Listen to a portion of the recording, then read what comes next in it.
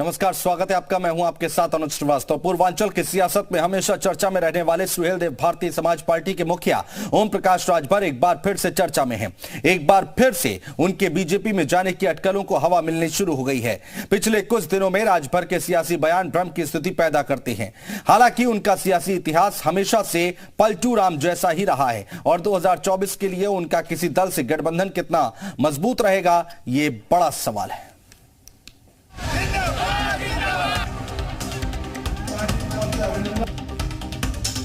सियासत संभावनाओं का गणित होती है। सियासत में कोई किसी का दोस्त और कोई किसी का दुश्मन नहीं होता है।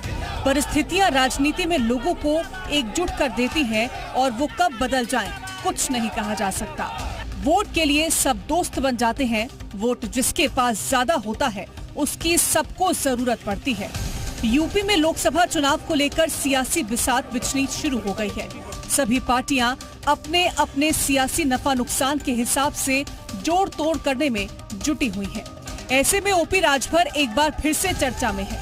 राजभर के बीजेपी से गठबंधन की चर्चा एक बार फिर जोर शोर से होने लगी है। लेकिन हैरानी की बात यही कि राजभर कब किस पाले में जाएंगे, ये शायद ठीक से उन्हें भी नहीं मालूम है। कुछ दिनों पहले ही राजभर ने विपक्षी एकता की बात कही थी और कहा था कि वो बीजेपी के बजाय विपक्षी गठबंधन में शामिल होना पसंद करेंगे। हमारी देखिए प्राथमिकता यही है कि मायावती जी, अखिलेश जी, सोनिया जी और नीतीश जी, जयंत जी, ये लोग इकट्ठा हो जाएं। एक मंच पे जिस दिन आने का ऐलान करें उस दिन हम भी इनके मंच पे खड़े नजर आएंगे। 2 घंटा पहले खाली हमको बता दें तो इन लोगों के पहुंचने से पहले मैं पहुंच जाऊंगा। लेकिन बदलते वक्त के साथ राजभर का वादा और इरादा भी बदलता रहता है। राजभर फिर से बीजेपी की तरफ झुकते नजर आ रहे हैं।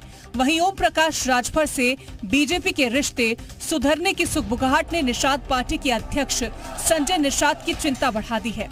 उनको इस बात की चिंता सताने लगी कि राजभर की वजह से गठबंधन में कहीं उनकी अहमियत कम न हो जाए। इसके मद्देनजर वो लगातार लखनऊ से लेकर दिल्ली तक में बीजेपी नेतृत्व के सामने किसी न किसी बहाने अपनी अहमियत दिखाने का प्रयास कर रहे हैं और राजभर पर निशाना भी साध रहे हैं।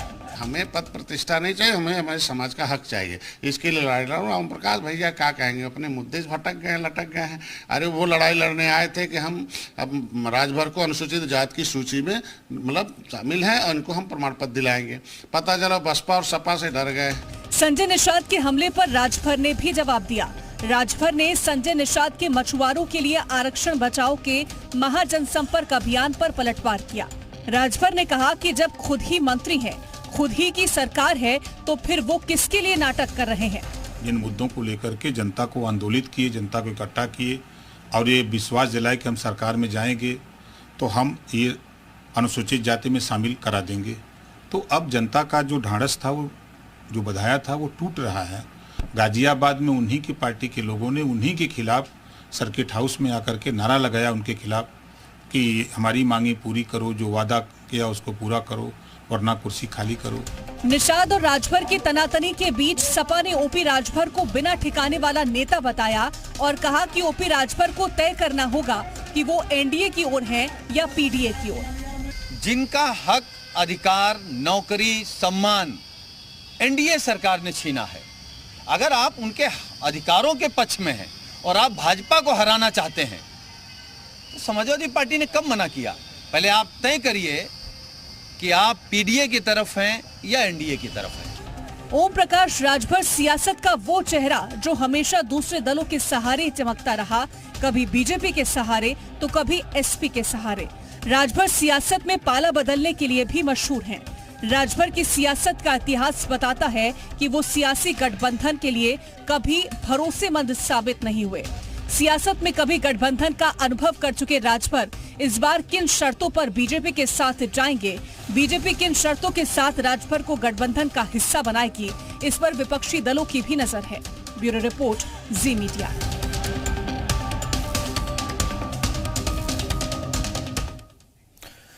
तो तो अब सवाल यहां पर यह उठता है कि ओपी राजभर और संजय निषाद के बीच टकराव की वजह क्या है, वो आपको बताते हैं। राजभर निषाद में आखिर टकराव क्यों है? तो दोनों नेता पूर्वांचल से आते हैं, दोनों ही नेता पहाड़ों की पिछड़ों की राजनीति करते हैं और ओपी राजभर की ताकत राजभर वोट बैंक है।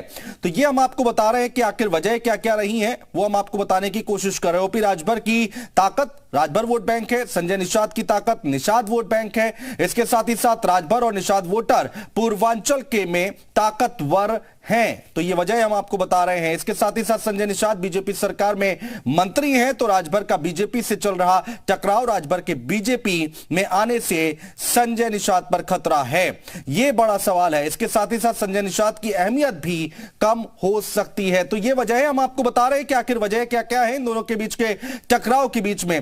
इसके साथ ही साथ आपको बता दें कि जो दोनों लोग हैं एक दूसरे के ऊपर बयानबाजी कर रहे हैं और क्या कुछ टकराव की वजह है वो हमने आपको यहां पर बताई। चलिए बढ़ते आगे।